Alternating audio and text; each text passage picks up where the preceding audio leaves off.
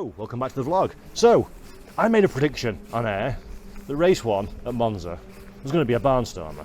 And frankly, it's a stupid idea to make predictions on air because they always come wrong. Not on this occasion, it was sensational. First race of the weekend here in TCR Europe, lousy weather, and we had an absolute storming event. So, let's have a little walk round and see if we can find some people to talk to. I'm in the Hyundai Ioniq Motorsport camp at the moment. That is the boss man, replacing, sadly, Mato Homler, who's not here.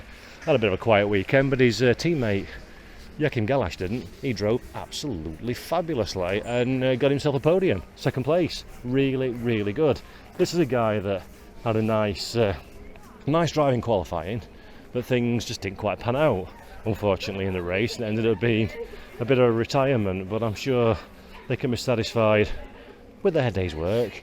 And here's Marco. Marco's got all his family around him, so I feel kind of awful interrupting him, but I'm going to interrupt him anyway. I don't care, I've got a camera, I can do what I want.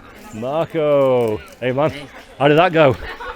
I was good at the beginning. I start in 5th position, go third, but after I don't have the pace to remaining in the first top 3, so it's okay. Now I improve my performance for tomorrow and work a lot with the team.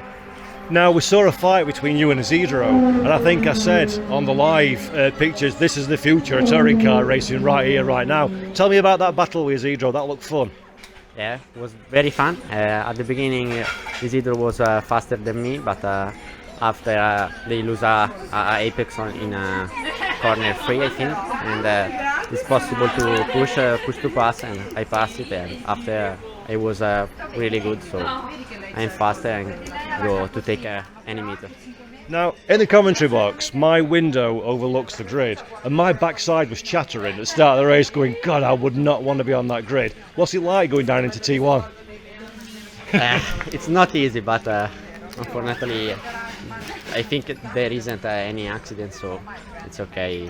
All the guys respect the others, so was fun. Huh?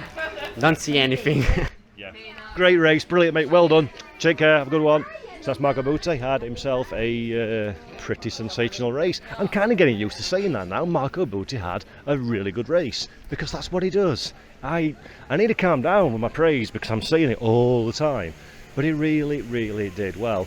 Now, Josh Files had a Josh is there actually, had a solid afternoon's work. Not quite the big score I think he was wanting, but still, top 5, good recovery from a suboptimal qualifying spot. I'm not going to interrupt him because he really does look well focused, chatting to the team, and I just haven't got the heart to go in there and disturb him because we're at the crunch time of the season, and I am a little bit kind sometimes, and less said about that chap's race the better, unfortunately. But Pepe had another combative drive and another nice little battle as well for Aggressive Team Italia on home soil. So yeah, again, not quite the result I think they were probably looking for, but hey-o.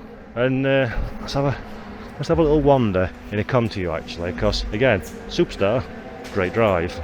And Franco, I think he'd probably be a little bit disappointed with 12th position. I mean, he stayed out of trouble, the car didn't get damaged, he got it over the line in the end, but not quite the points haul he would have been hoping for. But that said, he keeps the championship alive, and hey up, I found a Tom Coronel. I wonder if a Tom Coronel's got a quick word for me on the vlog, sir. Always. Good man. Tom, that was incredibly dramatic out there. What was it like from your point of view? It was very difficult. Nobody drove with these conditions, so you could see everybody was struggling. I think everybody cut the chicane a few times. It was a little bit a mess. Well, I stayed reasonable out of trouble. I had a soft, gentle coming together with Lopez. That's why my rear wheel was bent. If you go to my left rear wheel, you'll see it's completely bent. That was a difficulty one. Look. Yeah, we saw that. Well, we saw the aftermath of that on the live pictures. What happened down there?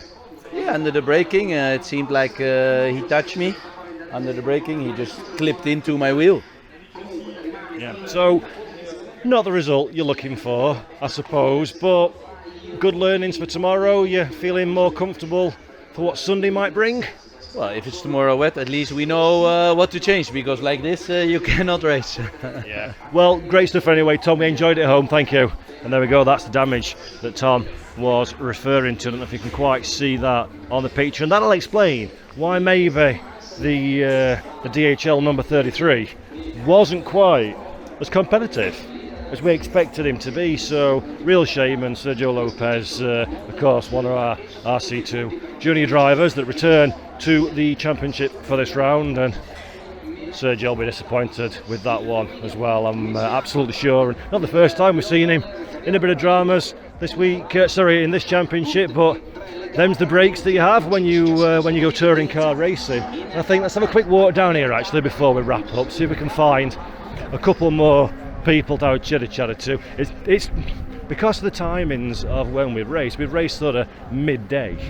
It's kind of like everybody's packing up for lunch and disappearing, so it's suboptimal, shall we say, times to try and find people. Anybody want a tyre? Plenty of tyres to be had from here. Nice little Kumo tyre stack, and this is Volcano Motorsport that we're walking to. Let's see, their cars all come back. I was going to say they come back in good condition, but look at the Zedros. That's yeah, that one's hit something hard. So Zedro KAS not having quite the race that he was hoping for, and again a little bit of damage on Klim Gavrilov's car as well on the front end. So push to pass, as they say in the world of touring cars, but not quite panning out as I'm sure they would have hoped he were doing. And I think, folks, this feels like a pretty good time to say goodbye on the vlog for today. So it's Saturday, our first race. It's a big beast, isn't it? Don't be doing no off-roading though, so that's not much use to anybody. But at least it works, unlike our bike, which is occasionally working and occasionally not. So yeah, good time I think to say goodbye, and catch you all again probably tomorrow, when, let's hope, there's a little bit less of this here wet stuff dropping from the sky, and we can have a more quote-unquote sensible race. But yeah, good fun. There we go, lend it on Jacopo Gamandis car. So from me, see you next time, bye bye.